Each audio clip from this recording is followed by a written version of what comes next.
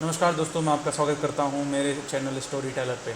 इस चैनल पे आपको बहुत सारी नॉवल स्टोरीज ऑडियो बुक के रूप में मिलेंगी। तो आज हम शुरू करने वाले हैं तेनालीराम की कहानियाँ। जैसा कि सब जानते हैं कि तेनालीराम एक गरीब ब्राह्मण के पुत्र थे। उनके पिता का नाम रमैया था और तेनालीराम का वास्तविक नाम रामलिंग था। उनका जन्म गुंटूर जिले के गलीपाड़ू नामक कस्बे में हुआ था, किंतु कहते हैं कि उनके जन्म के तीसरे दिन ही उनके पिता की मृत्यु हो गई थी।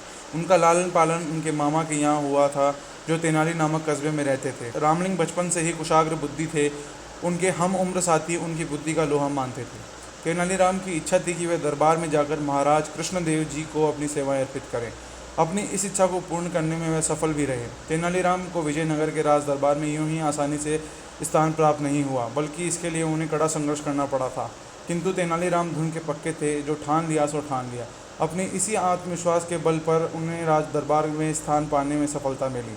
यूँ तो तेनालीराम के हजारों एक से बढ़ के एक किस्से हैं, परंतु यह किस्से उनमें से कुछ गिने चुने हैं। तो चलते हैं वीडियो की तरफ। वीडियो में आगे बढ़ने से पहले चैनल को सब्सक्राइब करें, वीडियो को लाइक करें, शेयर करें और कमेंट करके बताएं कि आपको यह कहानी कैसी लगी। तो पहली कहानी का नाम है दो हाथ धुआं। सम्राट कृष्णदेव राय का दरबार लगा था। महाराज दरबारियों के साथ हल्की फुल्की चर्चा में व्यस्त थे कि अचानक चतुर और चतुराई पर चर्चा चल पड़ी। महाराज के अधिकांश मंत्री और यहाँ तक कि राजगुरु भी तेनालीराम से जलते थे। महाराज के समक्ष अपने दिल की बात रखने का अच्छा मौका था। अतः एक मंत्री बोले, महाराज, आपके दरबार में चतुर लोगों की कमी नहीं है। यदि मौका मिले तो यह बात सिद्ध हो सकती है। मगर क्या मंत्री जी? उत्सुकता से महाराज ने पूछा। मैं बताता हूँ महाराज। सेनापति अपने स्थान से उठकर बोला। मंत्री जी कहना चाहते हैं कि तेनालीराम के सामने किसी को अपनी योग्यता सिद्ध करने का अवसर ही नहीं मिला। हर मामले में तेनालीराम अपनी टांग अड़ा देते हैं और चतुराई का सारा श्रेय स्वयं ले जाते हैं। अन्नदाता, जब तक दूसरे लोगों को अवसर नहीं मिलेगा, वह अपनी योग्यता भला कैसे सिद्ध करेंगे?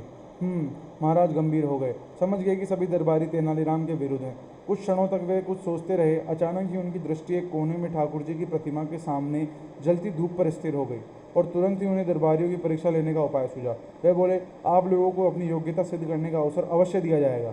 तेनालीराम बीच में नहीं आएंगे। ठीक है महाराज। तो सभी दरबारी प्रसन्न हो उठे। कहिए, हमें क्या करना है? मुझे इस धूप बत्ती का 2 हाथ धुआं चाहिए। महाराज ने कोने में जलती धूप बत्ती की ओर इशारा करते हुए कहा।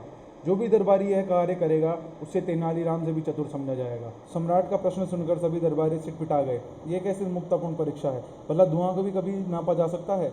मगर कोई ना कोई युक्ति तो लगानी ही पड़ेगी। कई दरबारियों ने हाथ में धुआं नापने की कोशिश की, किंतु यह धुआं भला कैसे नपता? वह तो ऊपर उठता और बलखाएं सांप की तरह इधर उधर लहरा जाता। सुबह से शाम हो गई, मगर कोई भी धुआं न नाप सका। महाराज कृष्णदेव राय मंद मंद मुस्कुरा रहे थे। जब सभी दरबारी थक हार कर बैठ गए तो एक दरबारी बोला, महाराज, धुएं को नापना हमारी दृष्टि में तो असंभव है। हाँ, यदि अगर तेनालीराम इस कार्य को कर देगा तो हम उसे अपने आप से चतुर मान लेंगे। हाँ, यदि अगर वह भी इसे नहीं नाप सका तो आप उसे हमारे समान ही समझेंगे और उसे अधिक मान सम्मान नहीं देंगे। महाराज कृष्णदेव ने मुस्कुराते हुए तेनालीराम की तरफ देखा। क्यों तेनालीराम, तुम्हें क्या दरबारियों की चुनौती स्वीकार है? मैं कोशिश ही कर सकता हूँ अन्नदाता। तेनालीराम अपने स्थान से उठकर विनम्रता से सिर झुकाकर बोला। मैंने सदा ही आपके आदेश का पालन किया है, इस बार भी करूँगा। तेनालीराम ने एक सेवक को अपने करीब बुलाकर उससे कान में कुछ कहा।